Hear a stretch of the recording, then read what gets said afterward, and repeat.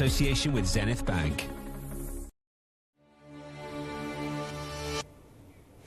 The US has a civility problem, and that is the sobering conclusion of a new study by the Society for Human Resource Management, which says Americans collectively experienced or witnessed a total of 71 million daily instances of incivility in their workplaces over the past month.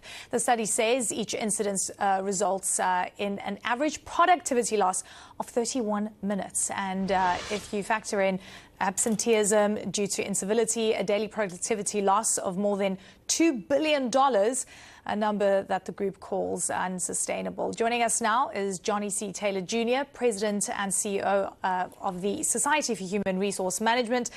So great to have you with us. Thanks so much for joining us. This is pretty shocking. I mean, firstly, the number of incivility cases that we're seeing in the United States, the loss of productivity, what the ultimate cost is. But tell me, what does this pertain to? What are people being uncivil about in the workplace? So you name it. You know, we used to say politics, but everything's politics now. All social issues are the causes of these angst. People simply have gotten to a point where if I don't agree with you, then you're bad, and I hold you in contempt. And it's not just that you're bad. Anyone like you, your relatives, your friends, etc., are bad. And so we've literally found ourselves in a boxing ring of sorts where people go to their respective corners, and my position is different from yours, and you're bad because your position is by definition different than mine. So hold on, is U.S. politics at the center of this? I mean, do we know how U.S. politics is affecting things within the workplace? Right. Well, for obvious reasons now, as we approach November 5th, U.S. politics is what is the conversation. Tens of millions of people, as you pointed out in your earlier segment, tuned in for the debate the other night, and the day afterwards, that's all people were talking about in the workplace. And since the U.S. electorate is so divided, I mean, it's depending on it's roughly 50-50. People, no matter, you have a very good shot, and the odds are not agreeing with the colleague sitting to your right or to your left. And so, yes, workplace toxicity is largely, for now, the result of disagreement around politics. Wow.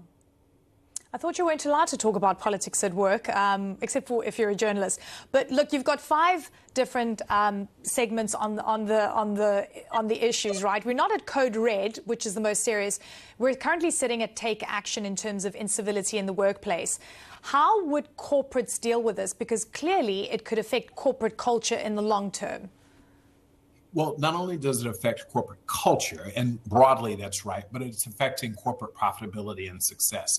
We know that employees who come to work and face an environment where they feel there's excess toxicity, and they ultimately will leave. So we have a retention problem. And there, notwithstanding the softening in the labor market, we still have a war for talent. Secondly, and perhaps worse, is when people come to work but aren't engaged and therefore aren't productive because they're so disengaged on account of being subjected to workplace toxicity. So this is a real business issue, and it's why we quantify the $2 billion a day that companies lose on account of this.